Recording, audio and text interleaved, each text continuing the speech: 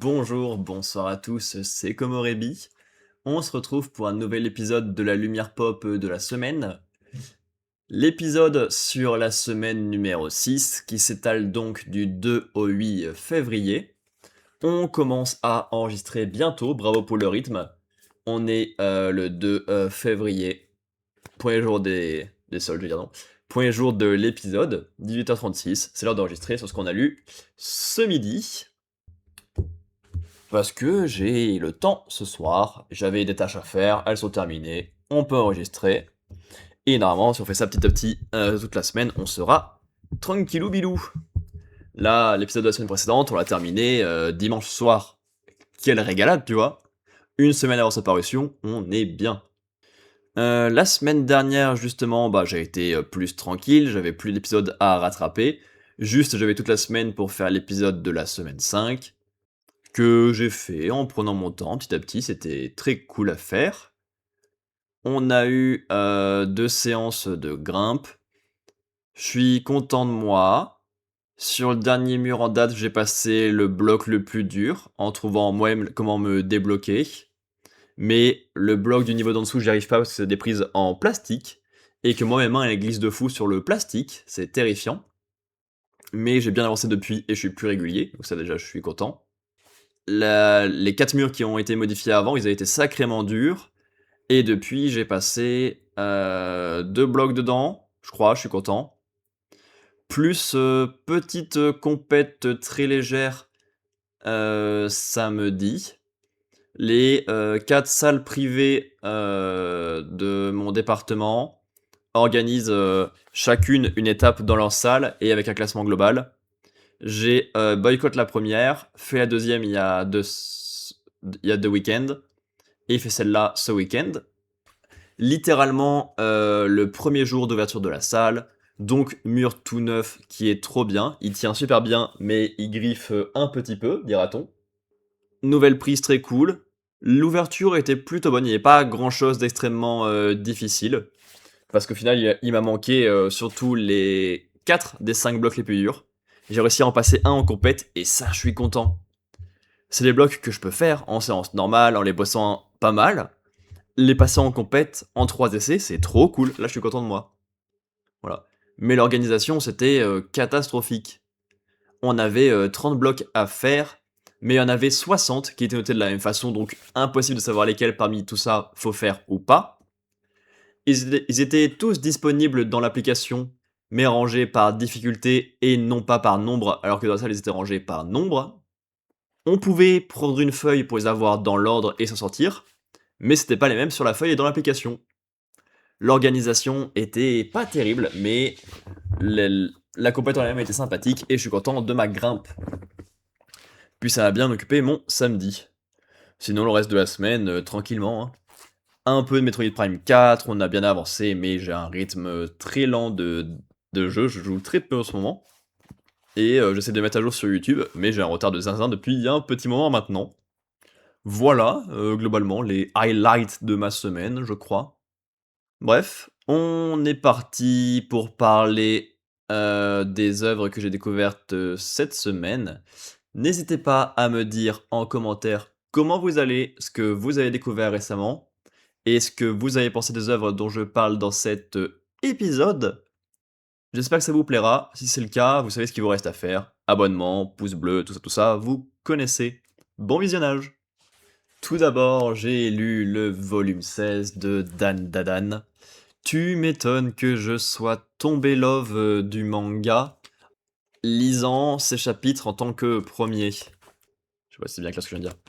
Parce que j'ai commencé ma lecture sur Manga Plus dans le volume précédent, là, quand ils ont créé leur club d'occulte. C'est-à-dire qu'en à peine quelques mois, paf, j'étais dans ces chapitres-là, qui enchaînent tout et n'importe quoi à une vitesse de zinzin. C'est rapide et facile. C'est complètement fou. Mais bon, c'est pas là où il y a plus de personnages développés et réussis. Ça passe extrêmement bien en chapitre par chapitre. Ça passe bien en volume par volume. On a eu le droit à une séquence d'infiltration dans un poste de police où on a encore un chouille de cafouillage amoureux entre Momo et Okarun. Ça fait 3 volumes d'affilée que c'est la même chose, là ça commence à être un poil redondant. Peut-être que le rythme a été raté, trop rapide pour arriver à ce point qu'il voulait faire plus tard, et donc là il est en train de faire traîner, c'est un peu relou. Et autant ça fait 2 volumes où c'est seulement eux de la bande qui sont mis en avant, et c'est un petit peu redondant parce qu'ils n'ont pas grand chose à raconter pour l'instant, autant on profite de ces petits passages pour mettre les ennemis à l'honneur, c'est rigolo. Mémé Turbo, avec principalement des bêtises, des gags, mais une scène d'infiltration plutôt réussie. Et surtout, recours au Serpo. Donc le Serpo qui s'est fait bannir parce qu'il a changé de mentalité, qui a de vraies capacités pratiques pour l'infiltration et pour l'espionnage, et qui permet d'avoir pas mal d'informations. Il est cool, ils ont bien évolué, c'est des bons alliés. Avec tout ceci, on peut aller dans un nouveau décor une nouvelle fois, et découvrir un lycée, parce qu'on est à la poursuite d'un lycéen, et on découvre le contexte de ce lycée qui est à 100% dans la bagarre, mais avec quand même quelques lois pour pas que ça parte en couille. Genre, être gentil avec les femmes. C'est déjà ça comme loi, écoute. Et on apprend par les potes de celui qui les recherche que c'était extrêmement dur pour tout le monde avant, harcèlement, tous ces trucs de merde qu'on peut avoir au lycée, et que lui, en étant encore pire, a fini par rassembler tout le monde sous un contexte agréable pour tout le monde. Il est bien teasé. Il fait peur, il est dans l'ombre, il est puissant de fou, il a un grand cœur. C'est littéralement le genre de personnage parfait pour la petite bande de Dan Dadan. En plus de ça, il possède un pouvoir. Belle mise en place sans mettre le personnage. Et surtout, mise en place de l'arc qui arrive, avec un vieux qui sort d'un jeu dans lequel il était enfermé depuis qu'il était tout petit. Donc littéralement un Jumanji-like. Évidemment, Momo tombe dedans.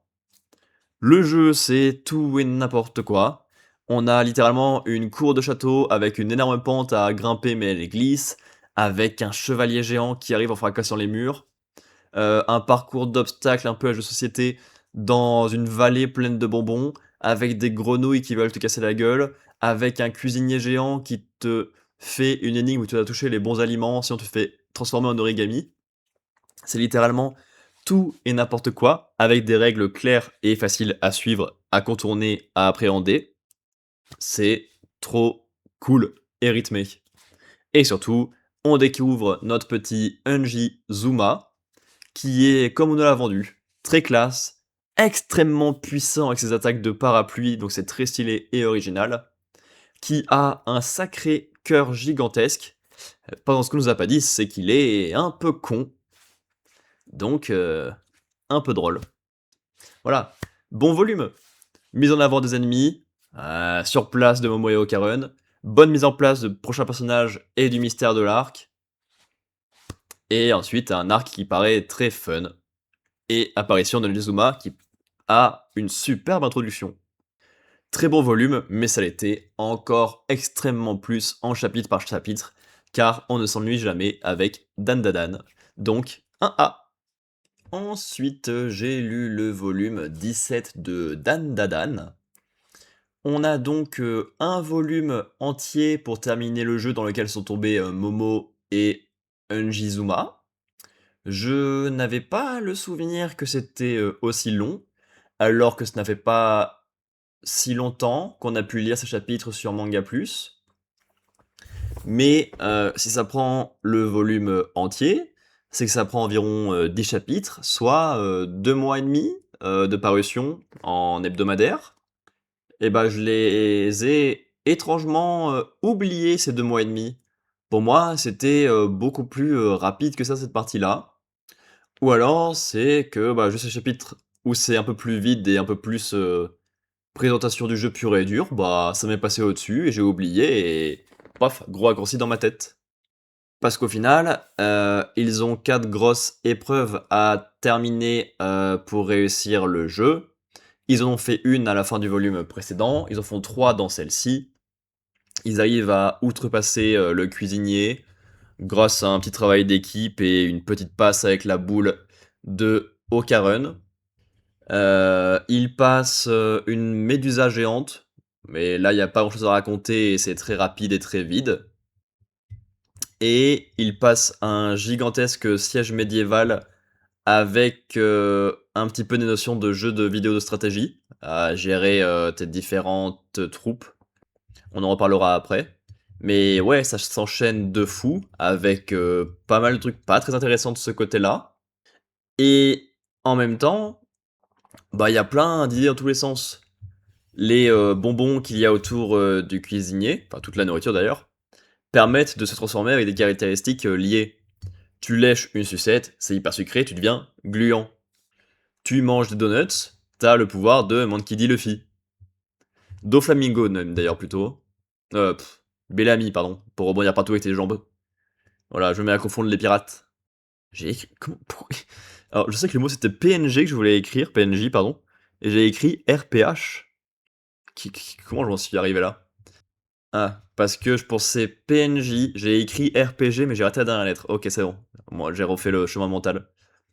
Oui, bah oui, le jeu il est complet, hein. Il y a des PNJ, il y a de la monnaie interne à l'univers, il y a un truc très complexe avec ses propres zones de nettoyage et tout ça. C'est sympathique, c'est original, on a plein d'idées dans tous les sens. Peut-être que c'est pas nécessaire. Parce qu'au final, les meilleurs moments, c'est la discussion à l'extérieur entre Okarun et les potes de Zuma, le fait de se lancer au sauvetage de leurs amis, parce que c'est ce que font les amis, même quand le plan n'est pas tout à fait sûr. C'est le moment de repos entre Momo et Zuma, qui est un peu plus posé, un peu plus de récréation de leur relation et qui marche bien. Et l'explication des pouvoirs et du changement de caractère de Zuma. Parce que ça le présente, ça le rend intéressant.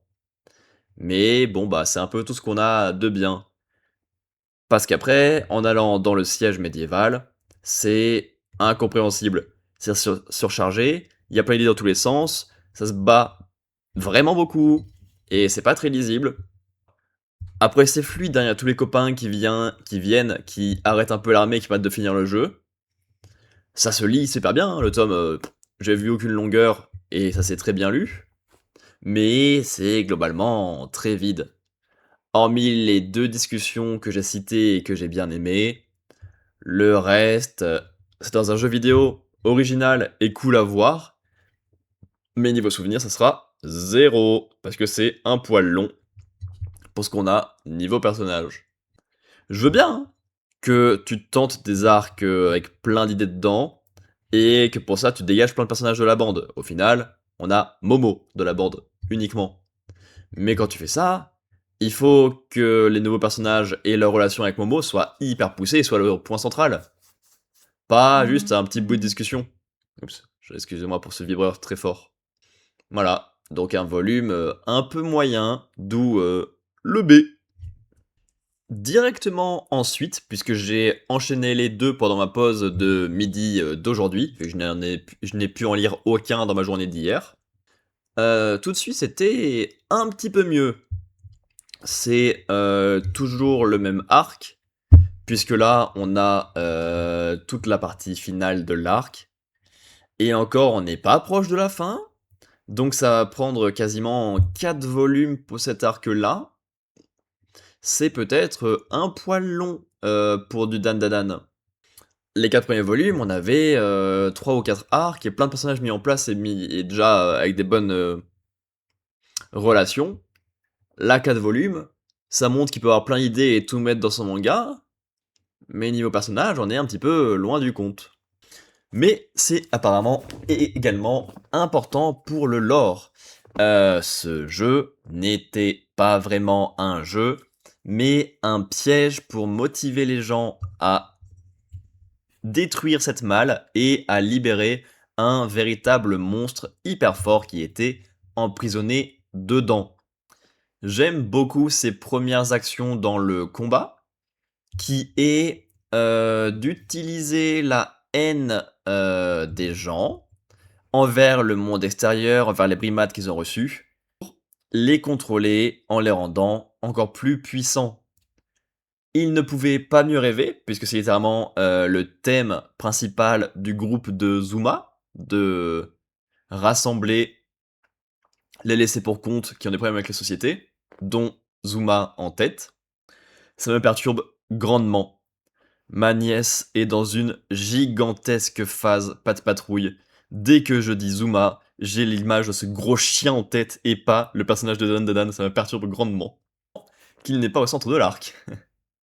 On a donc Zuma contrôlé et surpuissant, qui met très à mal nos deux personnages principaux, et qui met Momo de côté. C'est dommage pour elle et dangereux, mais c'est pas mal pour le scénario et avoir des personnages différents mis en avant. Et on se retrouve donc avec une équipe sacrément barrée, qui sort de nulle part, pour affronter notre bon Zuma. Littéralement, le recours au serpent, qui les poursuit depuis qu'il leur trouve la supérette, après avoir choisi sa mentalité. Pourquoi pas? Ça sort un peu de nulle part, mais on prend. Okarun, qui est motivé. C'est la seule qualité qu'il a actuellement. Le flic, qu'ils ont croisé au poste de police plus tôt, qui sort vraiment de nulle part et qui paraît vraiment forcé dans cet arc. Peut-être aura-t-il une importance plus tard. Élément que j'ai beaucoup aimé.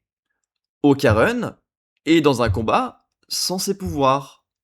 Le voir utiliser son corps de base et surtout son cerveau, plus à la façon de Momo qu'à sa propre façon depuis le début du manga, c'est hyper intéressant. Ça complète bien les personnages, montre à quel point ils sont complémentaires et obligatoires l'un à l'autre, et à quel point ils doivent faire des efforts quand il manque l'autre partie. Et ça marche bien, parce que même face à un Zuma surpuissant et pété, Okarun arrive à s'en sortir et à inverser la balance, ce qui lance le grand moment, comme avec Vamola, pardon pas Mavola, dans le précédent gros arc de Dandadan, le moment déchirant du flashback pour expliquer le perso, comment il en est arrivé là, très seul finalement, et qu'est-ce qui l'a poussé à se faire contrôler au final. Et encore une fois, c'est bien déchirant. On peut comprendre comment il a pu partir dans la haine de tout. Petite famille tranquille, tu perds un parent, ça arrive, mais ça renforce l'amour, dans la plupart des cas, et ça rend ça encore plus fort. Mais quand c'est lié à du harcèlement, que ton petit frère n'a qu'une seule passion, et que cette passion le pousse à mettre un peu trop sa vie en jeu, pour qu'au final tu perdes encore un pilier autour de toi, que tu tiens bon en étant encore plus fort, mais que ton dernier pilier est déjà brisé et essaye de te briser avec, c'est terrible. À qui tu peux faire confiance? Comment tu dois faire? Est-ce que c'est pas genre à toi de te battre contre tout le monde, contre le monde, pour essayer de te libérer de leurs erreurs dans tous les sens, pour aller toujours plus loin vers l'avant et vers l'erreur, pour te libérer mentalement aussi de ce qui a pu mal se passer? C'est super fort. C'est à ce moment-là qu'on comprend pourquoi est-ce qu'on se tape le flic depuis le début de cet arc, alors qu'il sort de nulle part et qu'il n'a aucun sens. Il est très lié à Zuma, parce qu'il a vu une image de lui qui aurait pu très mal tourner. Il a une histoire très similaire, et qui peut être similaire finalement à pas mal de monde. Ça arrive de perdre plus ou moins de personnes autour de soi. Ça fait toujours mal, c'est toujours tragique évidemment. Tu en veux souvent aux personnes qui ont pu faire ça ou à la société, mais c'est ce que tu en fais qui diffère entre te perdre et ne pas vivre, et ton cœur en grand, avancer et redémarrer. Et il faut que ça soit un peu loin et encore à l'extrême limite pour que Zuma se libère enfin. Très bon flashback, très touchant, parce que Dan Dadan, malgré la folie et tous les trucs débiles de l'univers, c'est clairement au niveau des personnages que c'est brillant. Donc, quand on a un truc assez calme, avec juste un peu de fantaisie, pour présenter les personnages, leurs fêlures et comment ils en sont arrivés là, c'est trop bien. J'ai un créneau d'une demi-heure globalement aujourd'hui, donc on est largement bon pour pouvoir enregistrer. J'aime bien cette petite motivation en ce moment, d'enregistrer dès que je peux. Il y a toujours les jours où je grimpe où je peux pas, mais en soi, ça se fait, tu vois, je fais 2 œuvres par jour au max. Bon, pour l'instant, parce que je fais que lire mes œuvres une par jour, et pas regarder des séries ou des films et ne pas terminer le jeu. Donc c'est moins chargé. Hier soir, avant de dormir, nananana, avant de dormir. Qui c'est qui chante ça? C'est l'UJPK. Bref, avant de dormir, j'ai lu le premier Marvel Must Have de mon mois de février. Ça fait depuis octobre qu'il n'y en a pas eu de nouveaux qui sont sortis. Alors, ça me laisse tranquillement le temps d'en rattraper. Mais est-ce que ça veut dire qu'on a fait le tour de tout ce qui est en must-have de Marvel depuis la création de Marvel? Ou est-ce qu'ils attendent, comme depuis récemment, les sorties de films spécifiques pour faire des œuvres plus ou moins liées avec? Je ne sais pas. En tout cas, on a ici Avengers Réunion, qui vient terminer toute l'immense saga Avengers, qui avait commencé 6 ans auparavant, avec Avengers La Séparation. Et c'est un arc très important et très dense pour séparer les persos, les briser les uns avec les autres, briser les relations. Parce que dedans, il y a eu la séparation. Euh, on a eu, comment t'appelles ça? Le Ragnarok. On a eu Civil War. On a eu Secret Invasion. On a eu Siège, que j'ai pas encore lu, j'ai passé la commande en même temps, mais je l'aurai là prochainement. Du coup, je lis pas dans l'ordre, mais c'est pas très grave. Parce que j'avais fait aussi ça à l'envers pour Planète Hulk et World War Hulk, j'avais lu dans l'autre ordre, et ça changeait pas grand chose. Et ouais, il y avait des choses à traiter. Hein, la relation Tony et Steve est compliquée depuis Civil War et depuis la mort de l'un et la prise de poste très haut placée de l'autre. Thor c'est compliqué parce qu'il vient de revenir à la vie aussi et parce que Tony a créé un double assez agressif de lui. Pas forcément la meilleure chose. Et justement, on a là une bonne œuvre. C'est assez simple et léger. Le but, c'est juste de leur faire vivre une aventure à 3, où ils sont très humains. C'est-à-dire que Thor, à un moment, n'a pas son marteau. Iron Man n'a aucune électricité pour son armure et aucune connexion satellite. Et Captain America, bon, son pouvoir, c'est son propre corps, donc il l'a toujours.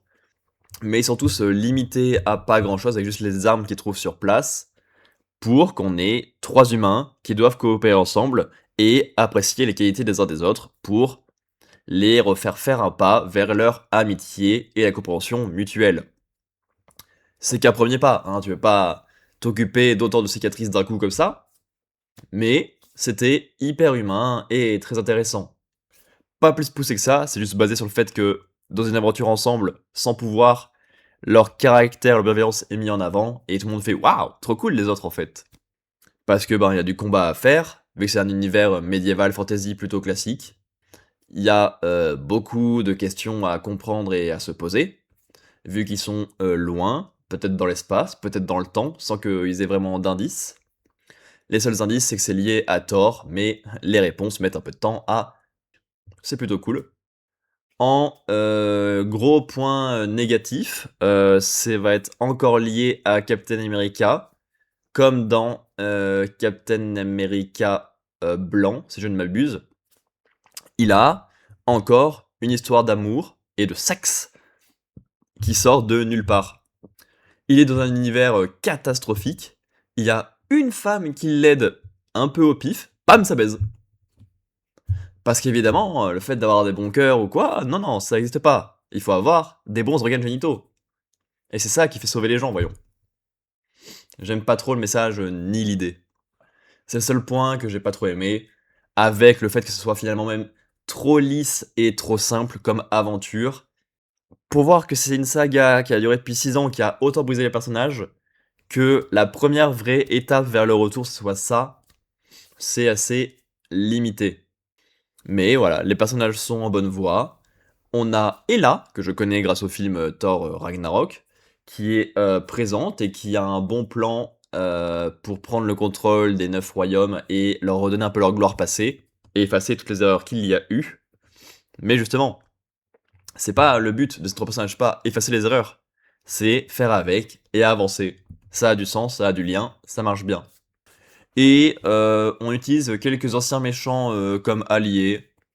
C'est pas quelque chose qui me parle spécialement parce que je connais pas ces méchants-là. Et même en les connaissant, je pense pas que ça m'aurait changé grand-chose. Aventure sympathique. Ensuite, j'ai lu le volume 19 de Dan Dadan. Peut-être qu'on ne parle que de ça en ce moment, je ne sais pas. C'est pas comme si on avait lu 18 tomes depuis le début de l'année. Et surtout, si ma commande n'arrive pas, ce qu'on va lire ce week-end, c'est les tomes 20 et 21 de Dan Dadan. Après, on sera à jour, donc ça sera terminé. Mais on en aura lu 6 cette semaine. Peut-être que c'est un peu trop. Et peut-être qu'il va falloir que je fasse autre chose, parce que c'est des... Si j'ai juste Dan Dadan et Avengers dont je viens de parler, ça va être assez léger pour la miniature et pour le titre. Parce qu'évidemment, je pense à ça. Et pas juste à lire des trucs qui me font envie. Dans ce volume-là, on termine le flashback de Zuma, mais ça prend moins d'un demi-chapitre. C'est suffisant pour apporter quelque chose en plus qui devait être plutôt évident mais qui n'était pas à montrer.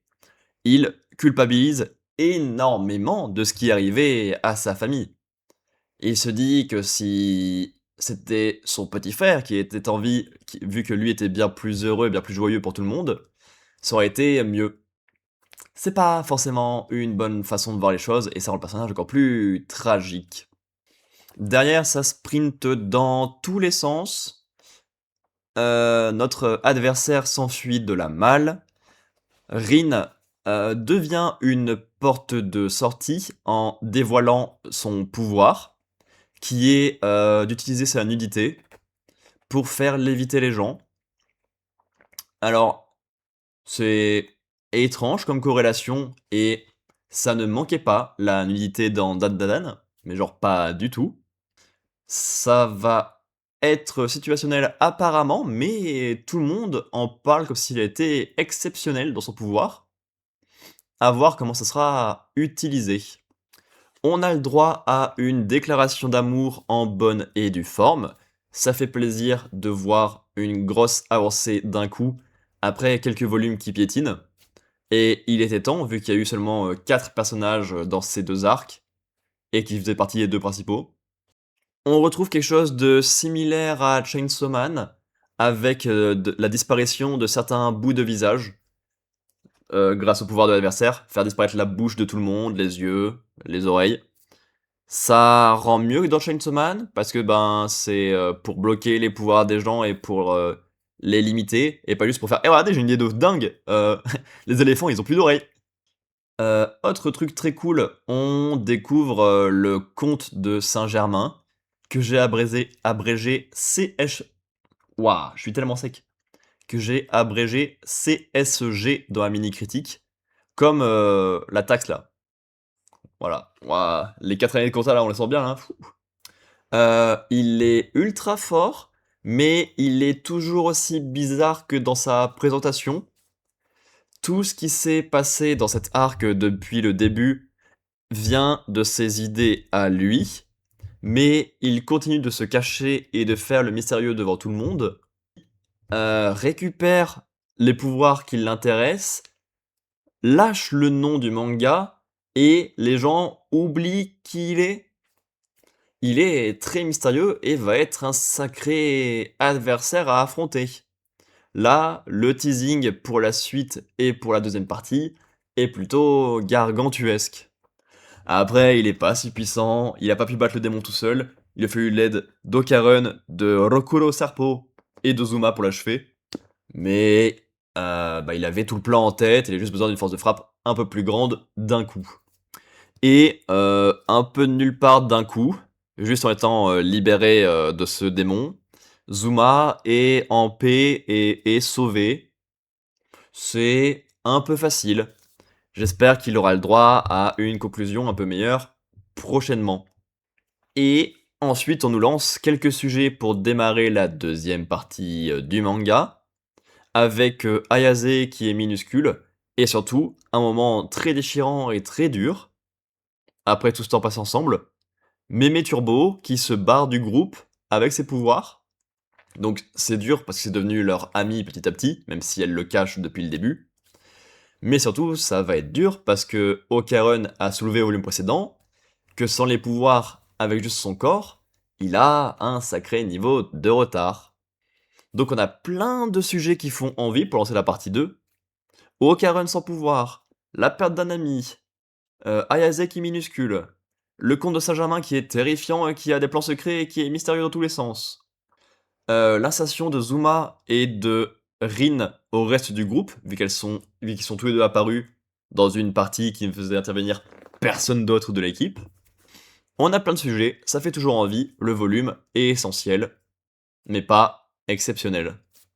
Ensuite, j'ai lu le volume 20 de Dan Dadan. Ce week-end, j'ai lu les 20 et 21, les deux volumes qui ouvrent cette deuxième partie du manga.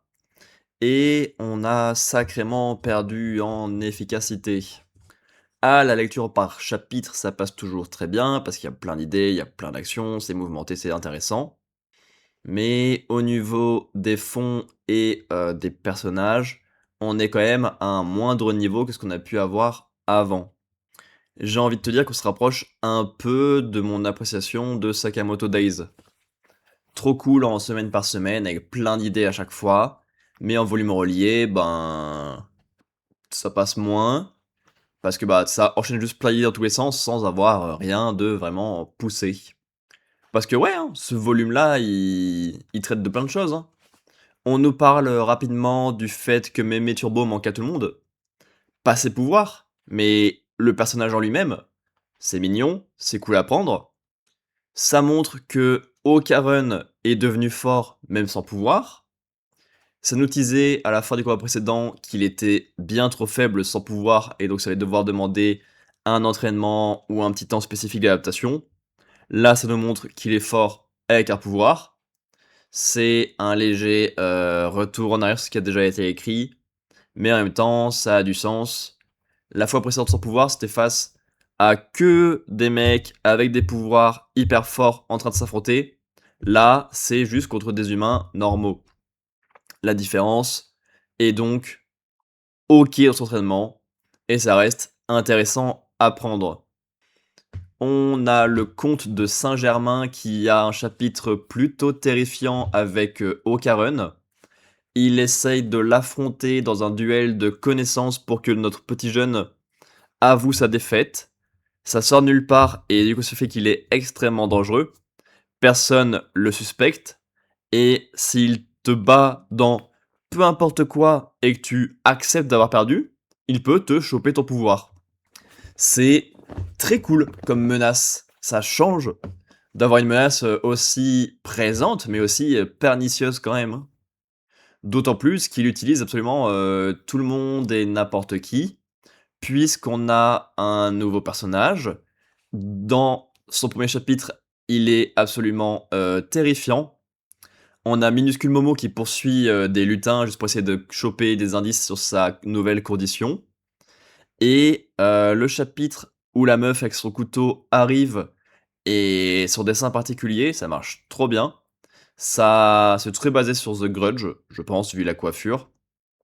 Mais ça marche super bien et c'est super bien rendu. On en apprend plus sur le personnage. Elle est ignorée par tout le monde. Sa famille, les gens de sa classe, elle est bien seule. Elle est même moquée d'eux, dans son dos. Et elle s'est un peu déçue d'elle-même. Parce que plus jeune, elle avait un sacré niveau en piano, mais a abandonné suite à un seul échec, ce qui est un petit peu dommage. On a des sujets très sérieux autour d'elle. Littéralement, le chantage de la part d'adultes qui sont censés représenter les piliers à l'école, on va dire. sur des photos d'elle, un peu dénudées. Et après, ben, le tome part dans des combats et ça raconte plus rien d'intéressant. C'est dans les terres, contre elle et son pouvoir de lutin dans tous les sens qui peut, coudre les choses très rapidement, contre Aira, Okarun et Momo. Mais bon, bah, ça raconte rien pour, aucun d'eux 4 et c'est assez, dommage. La seule idée un peu cool, c'est qu'ils l'affrontent pas directement parce qu'elle est cachée et que donc le but c'est de comprendre, de survivre avant de trouver la cachette et de l'affronter. C'est un peu à distance, c'est cool, ça change. Et à la fin, on nous introduit l'infirmière. Elle a un bon état d'esprit sur le fait de pas aimer les histoires incohérentes qui lui font déceler les vilains, on va dire. Mais voilà, pas grand chose de plus. Il y a plein d'idées cool, hein, comme je l'ai dit, hein. Le cours de Saint-Germain qui est là est terrifiant, l'introduction de la meuf à couteau, son histoire qui marche, le chantage sur elle, le manque de mémé turbo, Okarun qui est fort pour un humain. Mais dès qu'il y a du combat, il y a plein d'idées visuelles et de pouvoirs, mais ça raconte plus rien. Et surtout, même si le reste ça a raconté, c'est très diffus, beaucoup de sujets en même temps, et on sait pas trop où ça va. Donc un B. Ensuite, et enfin, on est à jour, ça fait plaisir. D'autant plus que c'est des chapitres que j'ai l'impression d'avoir lus il y a 3 semaines et demie sur Manga Plus. Ça va beaucoup trop vite, le rythme de parution de Dandadan, je le crois. Il y avait des éléments intéressants et nouveaux dans ce volume-là une nouvelle fois. Donc, par exemple, le fait que Koki, le nouveau personnage avec ses couteaux terrifiants du volume précédent, ne veuille pas du tout de son pouvoir. Tu vois, nos personnages, ils ont tous récupéré des pouvoirs liés à leur histoire, sont prêts à les prendre, à les aider à aller jusqu'au bout avec. Elle l'a juste pris d'un coup parce que, ben, on lui a fait du chantage, on lui a parlé, le comte de Saint-Germain est dans les parages, elle se fait une petite armée. C'est différent. Mais en même temps, ça tombe plutôt bien. Tous les lutins sont là pour elle, ils la regardent, ils la comprennent, ils bossent pour elle. C'est littéralement des éléments qu'elle cherchait, vu ce niveau de solitude qu'elle avait. Solitude et problème qu'elle s'est un peu créée toute seule, parce qu'on apprend que c'est Eira qui l'avait battue une fois, et ça l'avait dégoûté de fou, elle avait arrêté complètement. Du coup, ça rend le personnage un peu naze d'avoir abandonné cette mise de la merde autant pour un seul échec. C'est des choses qui arrivent largement, mais ça fait assez léger comme personnage, dira-t-on. Donc notre équipe se sert d'elle comme d'un appât pour enquêter sur les profs qui sont bizarres. On en a au moins 3 en tête. Le comte de Saint-Germain et 2 profs qui se dévoilent dans ce volume-là apparemment et qui semblent avoir des pouvoirs. Donc un peu tout le monde embrigadé par le comte de Saint-Germain qui se fait une petite armée. On le voit d'ailleurs recruter 2 autres membres dans ce volume-là. Le rival de Okarun dans le chapitre précédent, dans le tome précédent, qu'il a battu à la course. Je sais pas si ça va être intéressant si ça va raconter quelque chose, mais on prend. L'alien qui ressemble au film Alien, qui était laissé sur Terre dans un bonus à la fin de l'arc des globalistes. Je sais pas si leurs retours avec des pouvoirs seront intéressants, mais ça peut être une bonne façon de réutiliser des anciens sujets et avec quelques points laissés en suspense. Ça marche plutôt pas mal dans l'idée. Et surtout, on peut avoir une sacrée armée. Le problème, bah, c'est que c'est pas des persos. Ils ont pas raconté grand chose jusque-là. Et là, ils vont juste être de retour avec un pouvoir. Juste ben, parce qu'ils étaient jaloux, parce qu'ils étaient un peu rancuniers pour un petit moment. C'est pas les plus intéressants. Je pense que l'autre partie du volume et l'autre sujet, parce que les deux vont être bien séparés, va me plaire un peu plus. Parce que on a Seiko qui essaye de soigner la malédiction de sa fille. On la voit faire un long combat avec deux potes à elle contre un taureau invincible et des zombies. Le combat est sympa, c'est cool de la voir en action, ça change de d'habitude, on l'a pas vraiment vu. Mais bah, c'est très vide dans ce que ça raconte. C'est classique, mais j'aime bien le sujet habituel de bah, la douleur, c'est important pour connaître ses limites et avancer. Donc ça, je prends volontiers. Et surtout, ben, ces personnages-là ignorent un peu la quête principale actuelle du comte de Saint-Germain et de ses couteaux de merde qui sont partout, pour partir avec Zuma qui est de retour et avec le vieux de la malle, qui a quand même une vie de merde, pour essayer de contrer la malédiction qu'ils ont tous. On a plein de pouvoirs, on a plein de mystères, ça commence à être un peu plus clair, tu vois. Un côté gestion de malédiction, avec tout ce qui est personnage mystique, et un côté traitement à l'école, avec le comte de Saint-Germain qui se fait sa petite armée, avec des profs qui sont pas forcément tout clean, avec des élèves qui sont un peu en deçà des autres, avec des aliens restés sur Terre. Le problème, c'est que pour l'instant, dans ces deux volumes-là, on n'a pas vraiment de personnages. Et ça, c'est dommage. Parce que même si tu me racontes des actions de fou, avec d'autres situations de fou, si les personnages ne sont pas liés, n'évoluent pas ou ne racontent rien, je vais passer à côté. Et voilà qui conclut notre semaine, je pense, numéro 6, l'année 2026. Ce nouvel épisode donc de la lumière pop de la semaine. Pop pop pop. Aujourd'hui, ça fait 6 ans que j'ai fait mon premier live. Ça fait depuis fin mai dernier que j'en ai pas lancé. Ça commence à être un poil long. Il faudrait en faire un. Au moins pour fêter l'anniversaire, quoi. Même si ça repart pas régulièrement, ça serait bien d'en relancer un. On verra bien. Peut-être ces prochains temps, parce que là, le rythme, hein, je dis, on est bien.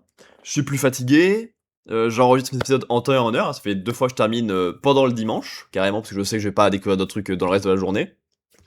En même temps, bah, je m'aide un peu en faisant que lire et en découvrant rien d'autre. Ça va revenir. J'approche de la fin de Metroid Prime 4, par exemple. Et ouais, va falloir en parler, ouais. Mais bref, n'hésitez pas à me dire en commentaire comment vous allez, ce que vous avez découvert cette semaine, ce que vous avez pensé des œuvres dont je parle dans cet épisode, même si du coup bah, c'est que 2 différentes, donc vous serez peut-être un peu limité au niveau du choix des sujets. Et évidemment, vous savez ce qu'il vous reste à faire si ça vous a plu. Abonnement, pouce bleu, étoile sur les plateformes de podcast. Vous connaissez. On se revoit dimanche 15 février à 15h pour le prochain épisode. D'ici là, portez-vous bien, faites-vous plaisir, à commémorer bientôt.